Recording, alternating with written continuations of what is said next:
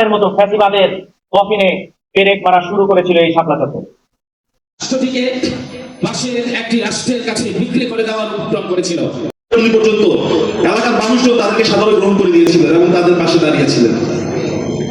সেদিন যদি সন্ধ্যার পরের ঘটনা উল্লেখ করি, সন্ধ্যার পরে থেকে সায়েদাবাদ থেকে যদি সেই রাতের আকাশ সম্পূর্ণ উজ্জ্বলিত ছিল, অর্থাৎ রাতের আকাশ আলোকিত হয়ে গিয়েছিল শুধুমাত্র গ্রেনেড এবং গুলির যে আলো, সেই আলোতে কি পরিমাণ গুলি সেদিন চালানো হয়েছিল, কি পরিমাণ গ্রেনেড সেদিন চার্জ করা হয়েছিল মতিঝিলে। শুধু তাই নয়, সেদিন যদি মধ্যরাতের ঘটনা বলি, মধ্যরাতে ঢাকার বাইরে থেকে মাদ্রাসা শিক্ষার্থী যারা এসেছিলেন, আলেমরা যারা এসেছিলেন, তারা দিক বিদিক হয়ে গিয়েছিলেন। কারণ রাতের অন্ধকার তারা কেউ রাস্তা চিনতেছিলেন না, তারা কেউ বুঝতে পারতেছিলেন না যে তারা কোন দিক দিয়ে পালাবেন, কোন দিক দিয়ে তাদের রাস্তা। কারণ রাতের অন্ধকারে ঢাকার অলিগলি তারা চিনতে পারছিলেন না। এই সময় বহু মাদ্রাসা শিক্ষার্থী, বহু মানুষকে ওই সময় টিকাটুলি, গোপীবাগ এবং সায়দাবাদের বহু বাড়িতে মানুষজন আশ্রয় দেয়। পরবর্তীতে পরের দিন সকালে যাত্রাবাড়ি বিভিন্ন মাদ্রাসায় তাদেরকে পৌঁছে দেওয়ার চেষ্টা করা হয়। এই গল্পটি বলার কারণ ছিল, শাপলায় সেদিনের যে আন্দোলন ছিল, সেই আন্দোলনের সহজ হিসাব। আজকে আপনার যদি মনে হয় যে আপনার ধর্মকে, আপনার চিন্তাকে, আপনার বিশ্বাসকে কেউ আঘাত করছে, আপনি তার প্রতিবাদ জানাতেই পারেন। এবং সেদিনের হেফাজতের 13 দফার সাথে যদি কারো কোনো দ্বিমত থেকে থাকে, সেই দ্বিমতের ভাষা হতে পারতো আরেকটি প্রতিবাদ সমাবেশ, সেই দ্বিমতের ভাষা হতে পারতো আরেকটি সভা, আরেকটি সেমিনার। সেই দ্বিমতের ভাষা কখনো এই ধরনের আগ্রাসন হতে পারে না। এবং আমরা সেই আগ্রাসনের যে নায়ক খুনি হাসিনা, তার বিচারের পাশাপাশি আমাদেরকে দাবি করতে হবে সেদিন পুলিশ, র্যাব, বিজেপির কোন সদস্যরা গুলি ছুঁড়েছিলেন, কারা বেমালুম মানুষকে হত্যা করেছিলেন, সেগুলো কিন্তু আইডেন্টিফাই করার আছে, কিন্তু সেগুলোর বিচার আমরা দেখতে পাইনি। এবং আমাদের জন্য সবচেয়ে বড় হুমকি বর্তমান সময়ে আমরা দেখতে পেয়েছি, জুলাই সনদ এবং গণভোটের রায়কে অস্বীকার করে গুম কমিশনকে কিভাবে বিলুপ্ত করে দেওয়া হয়েছে, বিচার বিভাগের স্বাধীনতাকে কিভাবে কেড়ে দেওয়া হচ্ছে, পুলিশ সংস্কার কমিশনের প্রস্তাবনাকে কিভাবে উপেক্ষা করা হয়েছে। এর মধ্য দিয়ে আমরা মনে হয় না শাপলা গণহত্যার বিচার আগামী 12 বছরও পাবো। কারণ আপনি তো সেই পুলিশের বিচার করতে পারবেন না, আপনি তো আপনার যে কোর্ট রয়েছে সেই কোর্টে সুবিচার নিশ্চিত করতে পারবেন না, কারণ তারা সরকারি দলের মতামত ছাড়া চলে না। শুধু তাই না, সেদিন যে এখন পর্যন্ত আমরা আইডেন্টিফাই করতে পারি নাই কতজন মানুষ হত্যার শিকার হয়েছে, অর্থাৎ যে মানুষদেরকে আমরা আইডেন্টিফাই করতে পারি নাই তারা তো এখনো গুম হিসেবে রয়ে গিয়েছে। সেই তদন্ত করার জন্য গুম কমিশনকে তো আর বাংলাদেশের আমরা এখন বর্তমান সরকার রাখতে দেয়নি।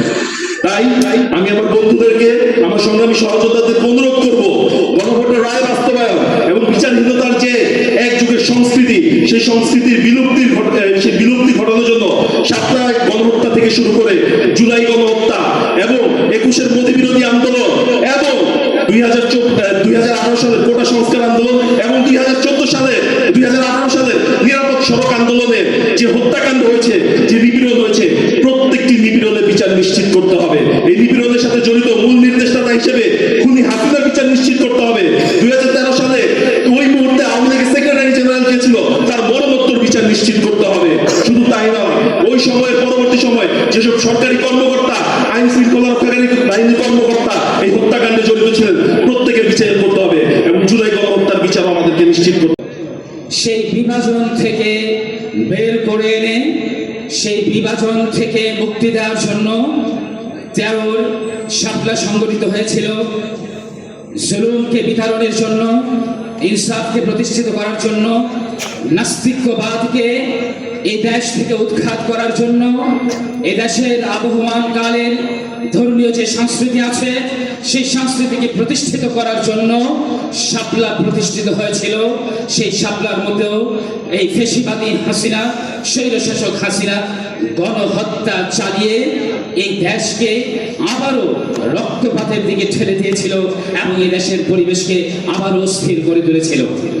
শাপলার যে সূর্য উদিত হয়েছিল এই দেশে ইনসাফ প্রতিষ্ঠিত করার জন্য, ইসলামকে প্রতিষ্ঠিত করার জন্য, সেই সূর্য 16 কলায় পূর্ণ হয়েছিল এবং পূর্ণ আলো ঝলমলে মধ্য দুপুরের সূর্য হিসাবে প্রতিষ্ঠিত হয়েছিল 24-এ এসে। আমরা এই 24 পরবর্তী এবং নির্বাচন পরবর্তী এই বাংলাদেশের মধ্যে সুস্পষ্টভাবে বলে দিতে চাই, শাপলা নিয়ে যারা খেলেছিল, শাপলার যোদ্ধাদেরকে নিয়ে যারা খেলেছিল, তাদের পরিণতি আপনাদেরকে সুস্পষ্টভাবে দেখার অনুরোধ জানাচ্ছি।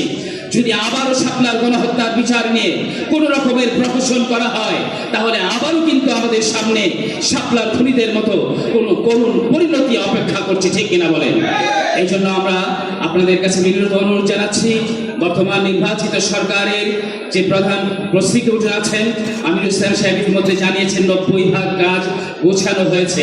খুব শীঘ্রই শাপলার গণহত্যার বিচারের রায় পূর্ণাঙ্গভাবে প্রকাশিত হবে।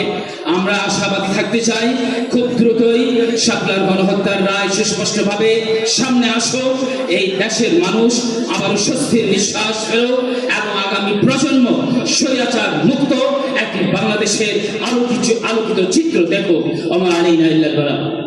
সেই আন্দোলন সংগ্রামের একজন বংশীবাদক, একজন হুইসেল ব্লোয়ার হিসাবে প্রথমবারে আজকের এই আয়োজনে অনেক অতিথিরা উপস্থিত হয়েছেন।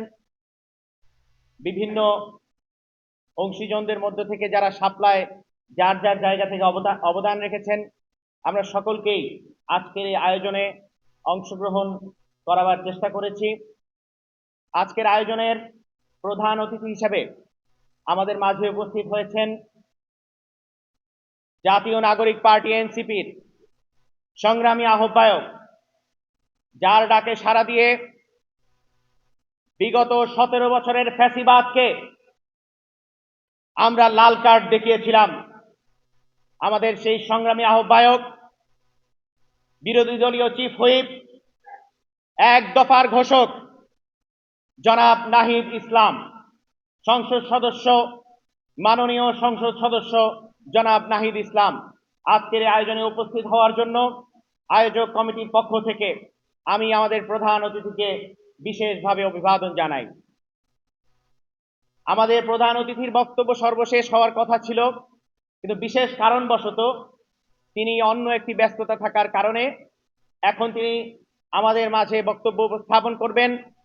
শাপলা নিয়ে আমরা আমাদের মানবাধিকার কর্মী সম্মানিত অতিথি রেজাউর রহমান লিলিন ভাই বলে গেছেন, এটাকে শুধুমাত্র একটি প্রান্তিক দাবি হিসাবে আমরা সীমাবদ্ধ রাখতে চাই না।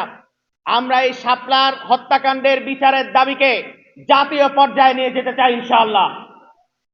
এখন আমাদের সামনে বক্তব্য রাখবেন আজকের আয়োজনের